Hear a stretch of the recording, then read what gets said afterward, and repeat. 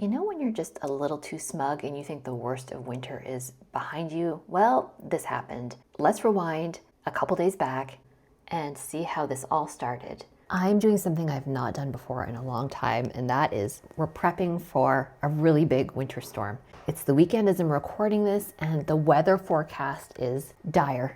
It looks very bad. The worst snowstorm we've seen, maybe ever, I don't even know. And yet, I'm still putting on my makeup. In this case, I'm using Merit's Minimalist stick. Underneath this, I've prepped my skin with the Serum and the Moisturizer. I've been loving this trio. I'm kind of oddly nervous and excited. I'm lucky that I'm not gonna have to drive the car anywhere. Like, imagine if I were a surgeon and I had to be at the hospital, or I was having a surgery that's not gonna get canceled just on account of the snow. And on the other hand, it may all come to nothing, because that often happens too, where there's a huge forecast and then it kind of just blows over and goes somewhere else. Now, for context, I live in Toronto, Canada. Hi, my name is Helen. If you're new here, you might think Canada, very snowy. And then by contrast, the US, less snowy. But the reality of living in Toronto, we don't get as much lake effect snow as some of our neighboring regions that are actually in the US. Like, there's many places in upstate New York. I'm thinking of Buffalo, I'm thinking of Rochester, that traditionally get, I think, double the snow that we do. So this is gonna be interesting. We're gonna get absolutely walloped. I guess we're just gonna see what happens. The snow is already starting, so I'm gonna flip you guys around, and we've already had a lot of snow that we've been clearing the last couple days. All right, look at this, it's starting. Our deck has been cleared off, but you can see we've had a lot of snow that we couldn't completely move out of the way. It's not unpleasant though. It's beautiful and crisp right now. The snow is so pretty. Will I think that though over the next 48 hours? Not gonna lie, I've kind of had my fill of snow already. We're still digging out from our last dumping of snow, and we're just walking over to the local grocery store, health food, natural food store, that's the word I'm looking for, just to stock up on some stuff, just in case we get completely buried. Okay, what do we need? Let's see. Get some bacon. Try this. I think this is called Canadian bacon elsewhere. Pizzas. I think I'm gonna get, what do you think, Niall? Margarita? Sausagey one? Okay. This, samosas.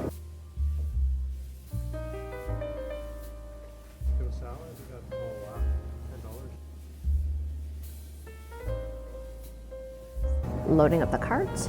This is the busiest I've ever seen it here. Oh, you can just come here now. I gotta see who's cheap. The intersections are already so bad. I'm a little bit worried about how bad it's gonna get, and I've also just made a bad discovery, which is that my wellies have a hole in them. Of course, I discovered that walking through a slushy intersection, so I'm gonna go home and fix them, I guess. Everything's falling apart. Now in Montreal, they think we're absolute laughingstocks in Toronto because they get so much more snow than we do, but they are better prepared with better equipment. I remember living there, and in the winter, sometimes the snowbanks would be as high as my head when they shoveled all the snow and plowed all the snow up to the sides, but then they remove it very well, which we don't do. We're not as good here with it. It hasn't even started yet. We'll see how it goes. I mean, areas like this, that's gonna be an absolute nightmare. You know what? Life is still carrying on though. Canadians are pretty plucky. Like, people are in the restaurants, kids are at the karate class, people are out for walks, doing their grocery shopping. Life goes on. This is a cannabis shop. This is a laser clinic. And I've got this little guy to brush off my boots. Oh my God, it's so dirty here. Ugh. You know what a really cold and snowy day like today calls for? Carbs. I have this Zojirushi bread machine, and I've had this for 13 years. It's really great quality. It was definitely a splurge. I remember it being at the time over $200, and I asked for it as, I think, a birthday gift. And it's been going strong. I mean, I certainly don't make bread every single week, but these Zojirushi, whether it's a rice cooker, whether it's this, it's just such a reliable, good brand. Like, is it as good as an artisanal loaf from a bakery? No, but it is perfectly acceptable basic white bread. It came with this booklet, which I've still kept after all this time, and I'm just gonna be making this soft bread, and it's gonna be done in 3 hours, so I gotta start now. This is the little bucket that it's gonna be made in, so I'm just gonna quickly zip through this as quick as I can because I'm a little slow getting this going. There's the water.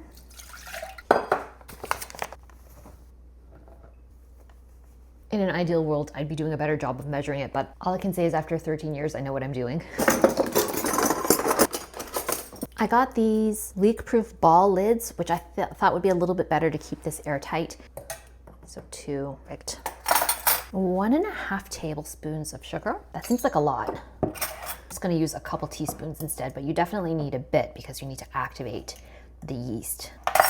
I've made this recipe so many times that I know actually where I can reduce and where I don't need to reduce. A little bit of butter.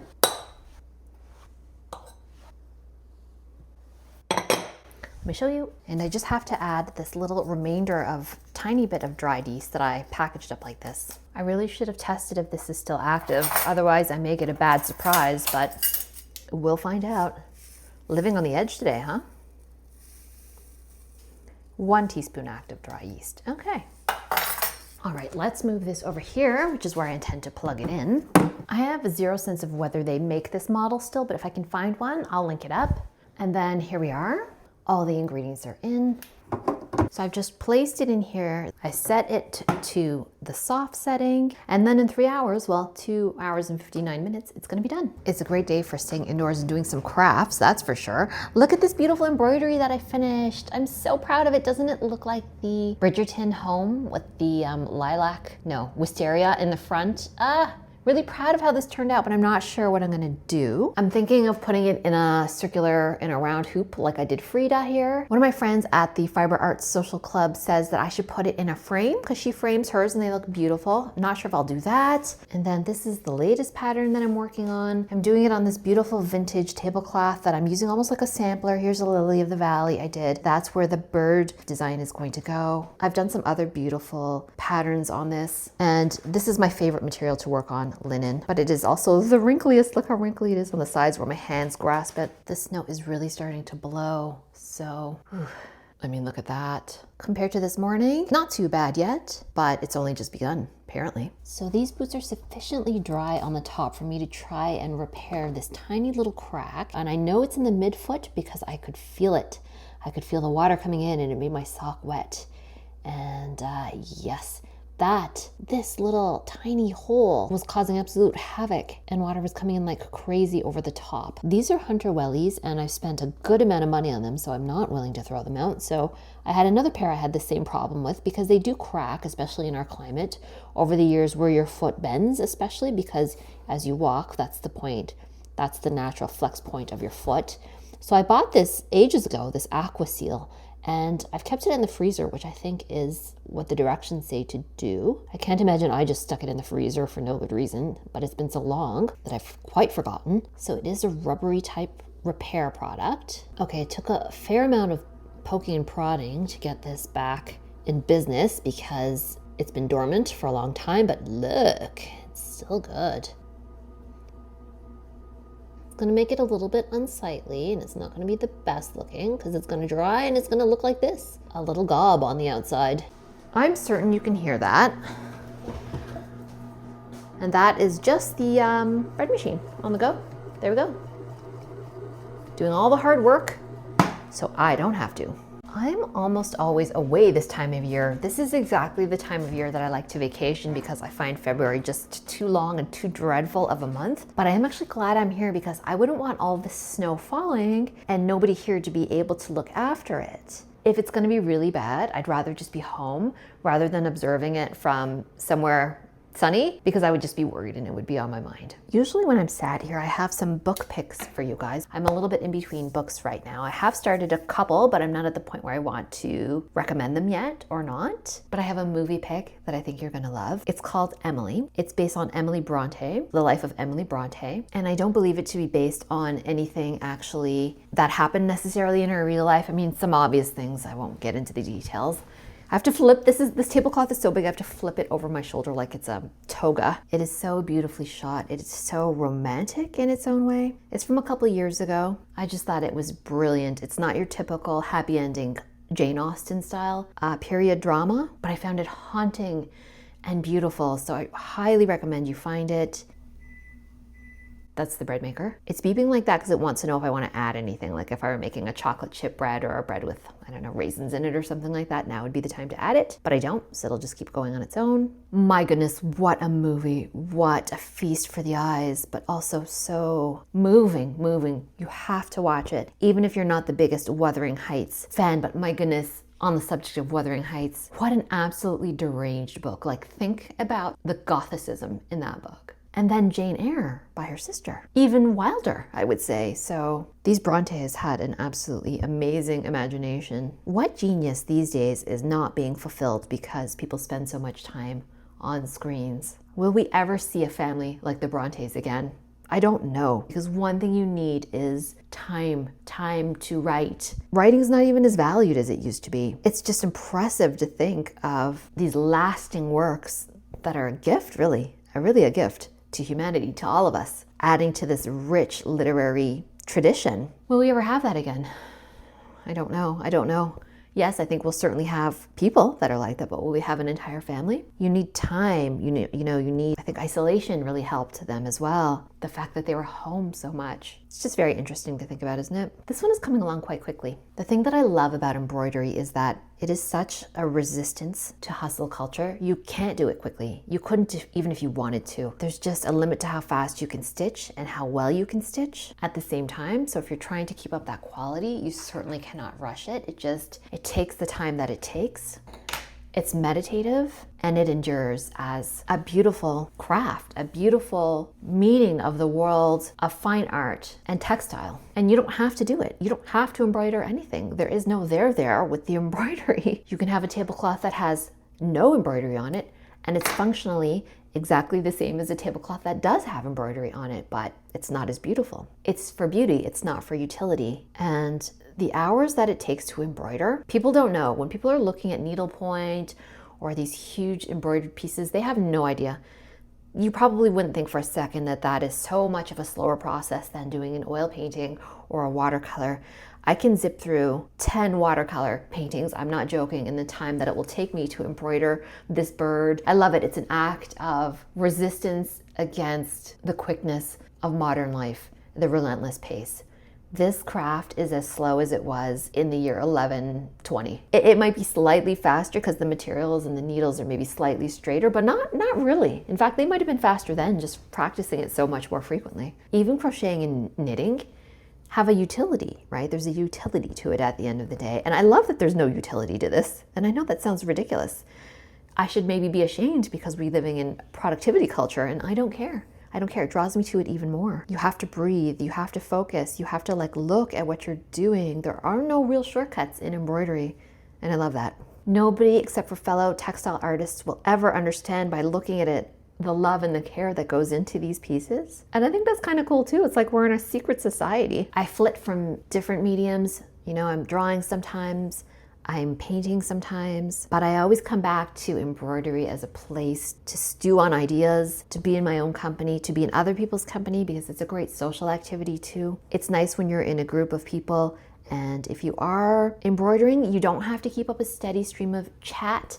You can retreat into yourselves while you're together for a bit, or you can chat as much as you want. It's very conducive to doing that as well. I was talking about the movie Emily. I mean, this is 100% the kind of thing they would be doing then too. So I'm just working on this sleeve and it's coming up quickly. This should be much tighter and I will tighten it. I'm just trying to get this one stitch in. I have a question for you, which you can answer me down in the comments, and that is, are you an always cold, or are you someone who's lucky enough not to be cold all the time? Because I am an always cold. I'm always cold. It's so frustrating. I'm definitely the friend who's like, oh my God, it's so cold in here. Is anybody else cold? Like, that's me. Everybody has that friend in my friend group. That's me. I'm not proud of this. I don't want to be an always cold. So I've got a couple tips to that end, and trust me, I know what I'm talking about. I'm Canadian. I get a lot of experience with cold weather, as you can see. If you're an always cold and your climate is reasonable for you to do so, the thing that you need is cashmere. It doesn't have to be expensive. You can thrift it. I bought a cashmere sweater for $3. It is such an unbeatable warm layer. I don't overheat. I don't underheat. It just helps with temperature regulation so much. It has been such a game changer. I'm pretty sure I've had a lot of winter blues because I was just so cold all the time. And my other tip is not to force yourself to go out too much. I used to do this when it was cold and I was pretty miserable. I'm like, well, too bad. You're going out for a walk anyway and you'll feel better. I never felt better. I always felt like it took me so much energy to get back to a reasonable temperature that it just kind of undid the good that I had been doing. If you follow, Once I just allowed myself to just stay in the days where the weather's not good, that too was enormous. Like on a day like this, I would have forced myself to go back out again, but I've already been out and I got all the things I needed to do done for the day. I can stay inside now. I can allow myself to just be comfortable. Don't have to force yourself in this terrible productivity type culture like, well, I've got to get my sunshine in. I've got to get my steps in. It's okay. Like, just chill. Well, this is going to be a lemon tree, so we'll see how we get on.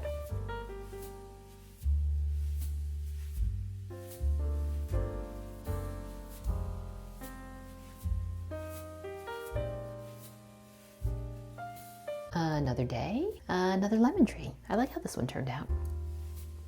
I know you guys like to see what I have for dinner, so I'm having a creamy tomato soup, a samosa, but sadly I have no chutney, and then also just a little bit of salad on the side. It's a small one because the bread is going to be ready soon, and I'm looking forward to having some bread and butter actually, so I'm trying to keep this part a little bit light. The bread is finally done. Okay, here we go. That's what it looks like. Let's get it out. All right, kitchen is a bit of a mess right now, but I can just put this basket back here and let it cool off. It's been about 20 minutes and I'm gonna see if I can turn it over. Just gonna let it cool down a little bit more. There it is. Let's do a final outdoor check. It is around 6 p.m. and the snow is still coming. Everything is blue. It looks very romantic out here. And when I say blue, I mean there's this blue light, and we will see what tomorrow brings, I guess. I suppose if you're gonna have a fire, this is a very good day to put it on. I don't think I'll have a better occasion than this for a time that I want to be cozy by the fire. You can definitely smell this outside the house too. That's the really nice thing about wood fires. As people are walking by in the snow, they're definitely getting the scent of that wood fire. So here's a look at the bread. Just a little smear of butter on it, and that's what it looks like, quite golden and nice. One of many snacks I'm gonna eat by the fire tonight, by the way.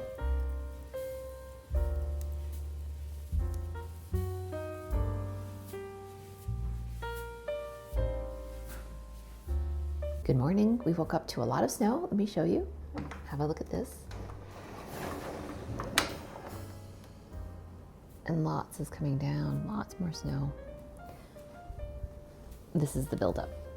Okay. It's 9 a.m. and it looks earlier, later. And that's because there's no sun because of the snow. And whereas you could see this deck yesterday, you can't see it at all now. It's been covered. Time to get some coffee. I'm gonna put on this kettle. I think I mentioned this kettle in my last vlog. It's been really good. And I'm gonna foam some milk because it is Sunday morning after all. This is so simple. You just fill this with milk, put the lid on. It's got this magnetic stirrer here. Pop that on, turn it on. The only bad thing is the clicks and the beeps are loud on this. And press it one time on this side for foam, hot foam.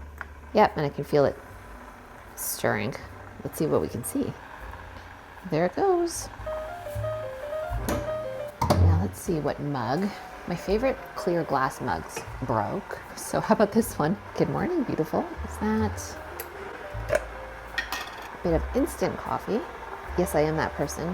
Am I embarrassed? No, I'm not.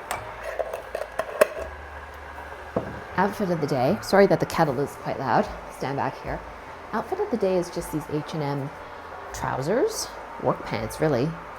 Somehow they're more comfortable, like just the way the silhouette fits on my body. They just sit at exactly the right spot. They're more comfortable, honestly, than any jeans that I own. They're as comfortable as track pants, even though they're not super stretchy. They're just normal black work pants and a t-shirt underneath. And then of course this top layer, which is a turtleneck. The foam is foamed. Ever notice that I'm always missing things? It's because the phone is in the way of my hand, so I can't see my hand. That's why I'm always never grabbing things properly at the first time that I touch it. Sometimes I edit that out, sometimes I leave it in. Okay, the foam's all foamy, just waiting on the kettle. If you're ever wondering what this hideous monstrosity is, it's the organic bin where we put basically food scraps because those are separated in our garbage stream. Tissues, things like that, things that are going to be turned into compost. You put them in here and then the city turns it into compost. Or so they say, who knows what they really do with it. Maybe they just put it in the garbage. That's very cynical. I'm in a cynical mood this morning. Okay, the kettle popped. I'm just gonna add some of milk. And that's good enough for me. I'm not even gonna stir it. It's just so very, very snowy. And I have not seen a car pass at all this morning because everybody's staying home. So you might think a morning like this would be stressful, but it's Sunday and I have nowhere to be. As far as I can tell, my neighbors don't really have anywhere to be. We are used to having really big snowfalls like this. It's not an everyday occurrence, certainly in the winter, but it's not unexpected at the same time. I kind of like that it forces everybody to slow down. It's like a forced holiday, pretty much. I only feel bad for people who might need an ambulance or something like that today. There's gonna be delays, I can tell that. But for those of us who are lucky enough to just stay cozy and warm inside, I don't mind it. My neighbor's using a snowblower, but it's an electric one, so it's not too loud. There he goes. Handy thing to have today. I'm gonna slice up yesterday's bread. We're gonna toast that up. I always think like day-old bread is nicer than fresh bread toasted. Toasting just brings out the flavor more. So this little bread makes enough for the three of us, you know, we each get a few slices. We had a few slices yesterday as a snack. The only hard thing is, as I'm doing it by hand, it's hard to get them quite thin, because I would like a thinner slice. But I'm not a bread slicing machine, I'm just a human. Yes, I think there was maybe 1, 2, 3, 4, 5, 6, 7 thick slices. Deal with these potatoes. And I'm not gonna peel these all the way, but I can see there's some just splotches that I want to get rid of. Normally for red potatoes, I don't peel them at all. I suggest you get a shun knife if you're cutting through potatoes a lot. It just goes through them so simply. I don't know why I was struggling with knives until I got this one. I'm like, oh, it's because I haven't had a really expensive knife that slices super easily. This got me through my son's childhood, let me tell you. Because if you're a mom, you know, we spent a lot of time cutting up fruits. Well, not my son, he hates fruit, but cutting up vegetables, cutting up potatoes, cutting up sweet potatoes. Just trimming these up a bit because they've got issues, some of them. These potatoes are gonna be home fries, obviously, so I just got them in there, gonna boil them off first before we fry them. I love home fries, they are my favorite, but I don't often make them because I really only cook on Saturday or Sunday for breakfast, because otherwise it's just like I feel like I'm cooking quite a lot as it is. But Saturday or Sunday I'll make a breakfast with like bacon and toast and eggs and all of that. But normally if it's just me, I'll have a slice of toast, half an English muffin actually is my usual order, or a soft-boiled egg. That's the other thing I like to eat in the morning. So I know some of you are based in Europe and you're probably wondering maybe how I'm gonna get oil delivered in weather like this. We don't use oil here. I'll show you what we use. And I certainly cannot rely on this little fireplace. You saw the fire we had, that just warms you up. And it was at one point all that the house had in terms of heating. But now we have something that they call forced air, which I'll show you. When my mother-in-law visited years ago, she could not understand this concept for the life of her, but I'm gonna attempt to explain it. So we have areas where the air gets taken in, it's heated and it's expelled from vents like this. And it wouldn't be usual to have them in the floor. Oftentimes they're in the wall. It's just that this is a very old house. Out of this, if you stood here, it's like the hot air of a hairdryer basically coming out of this. And the downside of that is that it's very dry, but the upside is that, of course, the air circulates and you always have this warm air circulating through the house, in theory. It's not fueled by oil, it's actually fueled by natural gas. There's a pipe that comes to the house. And I've never taken you guys down here because it's kind of a house of horrors down here. This is our basement. This loud thing, this is the furnace. Specifically this unit right here. This makes hot air. The hot air has these huge ducts attached to it, right? And so you have this ductwork that goes through the entire house. This is an unfinished basement, probably the first and last time I take you guys down here because I don't particularly enjoy being down here, although my husband rides his bike here sometimes for exercise and to keep up with his cycling training. But yeah, so up here in these ducts, this air is piped throughout the entire house, upstairs, everywhere.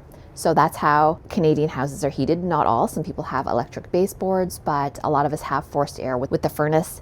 And the upside is that, yes, natural gas is piped to our houses, so you never run out, you never have to get a delivery of it. This is the hot water heater. We don't use a tank. Most North American houses would use just a standalone, huge, round tank, but this is one that just heats on demand.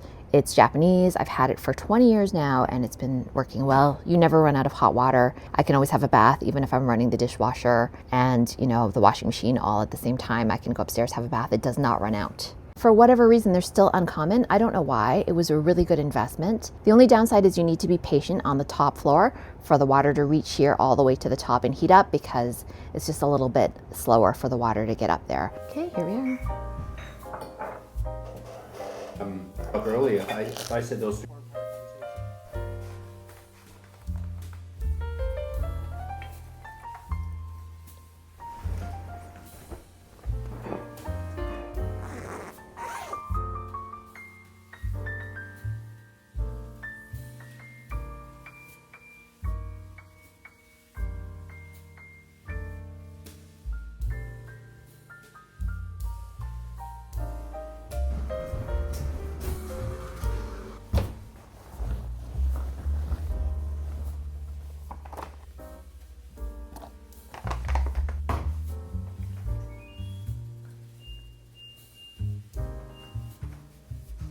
what it looks like today. Very snowy. And a lot of snow is coming down. Supposed to snow like half an inch every hour. Definitely gonna find out if the seal held up on these. Hopefully it worked. I don't want to have wet feet. So much snow. So much snow. And remember I said the intersections are gonna be a mess? Holy crap. Look at this. Oh, it's bad.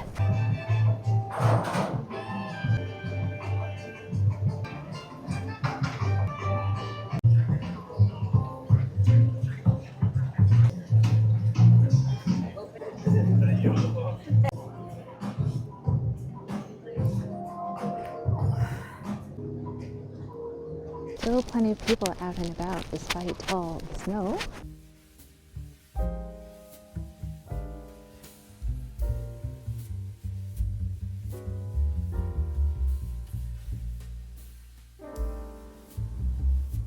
Time for a snowfall check.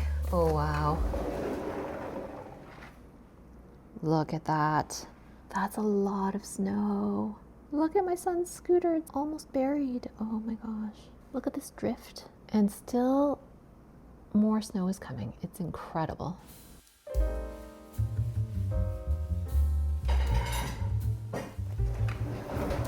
Six p.m. and I think the snow is finally stopped. Again, we've got that blue sky, just like yesterday. Wow, what an amount of snow. It's making this crunching sound, and it's still snowing just the tiniest bit, but it's supposed to be over now. So I think that that is it. Epic snowfall, February 2025. This was one to remember, that's for sure.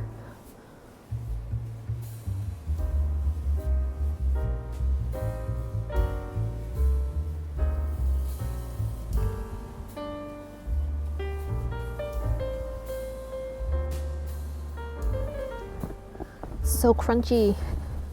Great snow for skiing.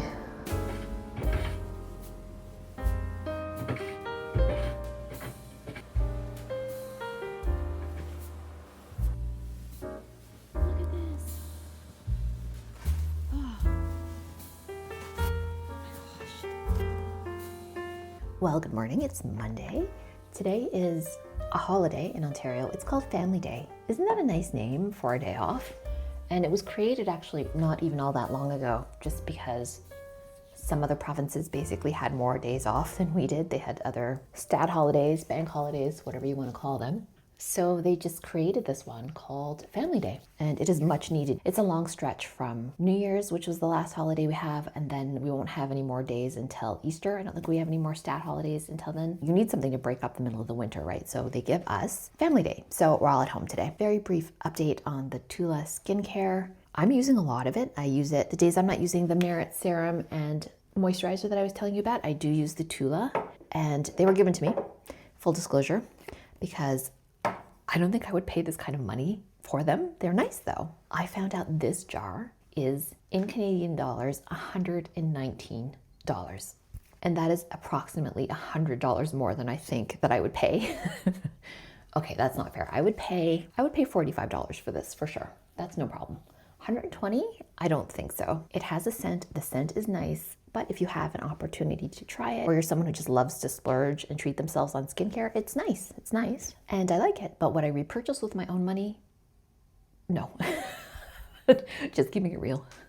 Anyway, the real purpose of me hopping on here to film this morning is to show you outside what it looks like. We have a sunny, crisp, cold day. Classic February Toronto day. So here's what it looks like. Look at these cars. They're buried. You can't see, but I'm telling you right now, that's a very tall amount of snow piled up. Like if I'm walking, that's to my shoulder right there. Oh gosh. And if you've seen my vlogs before, you know that there's a lot of traffic. Like anytime I film this direction, there's like 4 cars passing usually. There are none right now. And outfit of the day is this loungy Lululemon outfit underneath. This is the color Riverstone, which I've been really liking. I think it's nice with my complexion. And then just over it is my Old Navy cotton cardigan because it's a loungy stay-at-home kind of day. What's nice about these pants, let me show you them back up, is that I got the size short. Got the size short because I'm only 5'4"-ish. I'm a little below 5'4", and the short fits me quite well. I don't have to hem them, which is very nice. So if you're like 5'3", 5'4" with, I guess, normal size legs, then you might find their short version fits you really well. I'll link it up. I'm feeling quite the intense sensation of cabin fever coming over me lately, so I'm going to pop outside and we're gonna see what it's like. It's very cold and I can see that the snow is blowing, which alarms me a little bit. So I'm gonna wear my coat with a parka. Not a parka, I don't know why I said that. I'm gonna wear my parka that has the fake fur hood. And these are quite essential for keeping the blowing snow off your face, but I'm not gonna make the mistake I did yesterday. I had this clipped and then my jacket then was rubbing against it, making that terrible crackling sound. So I'm gonna re-clip this to the outside of this parka. Okay, that should do it. It shouldn't rub against anything there. It looks like a blizzard. So we'll see. The sun is strong this time of year, and yet it's still very cold. Look, you can see it's melting here. It looks and sounds like I'm in the Arctic, and snow is falling or blowing. I can't even tell what. It is windy. Look at that. Pretty sure this is going to be my only foray outside today because I don't enjoy this. It's too cold and windy for me. But it is beautiful. The sun mixed with the snow. Curious what happens when I open this door because it has not been shoveled, I don't think. All I hear is snow blowing. Nobody's out. Wow, there's a car. Okay, I take it back. It's bad. It's actually cold, crisp, and beautiful. Like how this looks is how it feels. It's actually quite nice. Nice enough for me to go for a 20-minute walk? No, I'm not gonna be doing that, but certainly not as bad as I thought it was. Let me just show you how deep it is here. For real, it's crazy. I'm in the shadow so you can't see well. I'll turn the other way. This is so beautiful. I'm glad I don't have to drive anywhere though today, and it's family day. And I'm happy to report, I noticed this even yesterday, that the seal is working really great on the boots, so they're repaired. Oh my gosh, that was a lot.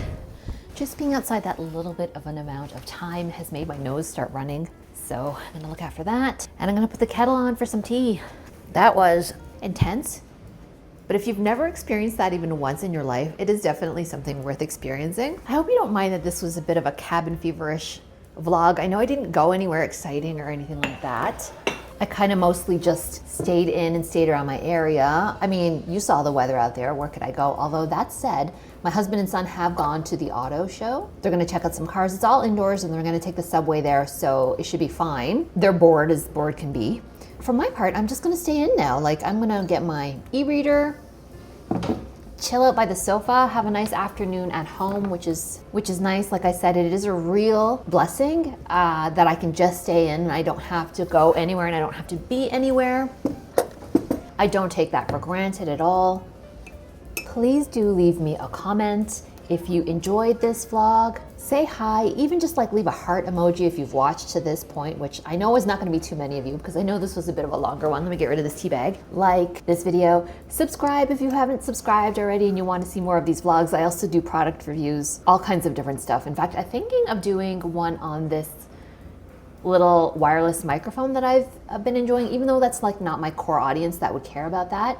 I still think I have some things to say as someone who just mostly vlogs. I'm not like a gearhead or anything like that. I make reviews on the unlikeliest things sometimes. Like I even have like a running shoe review here on this channel, but I like to mix it up with the vlogs. This is like such a nice opportunity for us to catch up. And I love sharing my life, and it's a beautiful time capsule for me as well too. Like if I didn't make this vlog, this would just be a distant memory in 2 months from now. It would be, you know, spring and I would have forgotten all about these days, or at least the details about them. So with that said, I'm gonna leave it off here. I've got to get to editing this mega-sized vlog now as I watch swirls of snow pass by.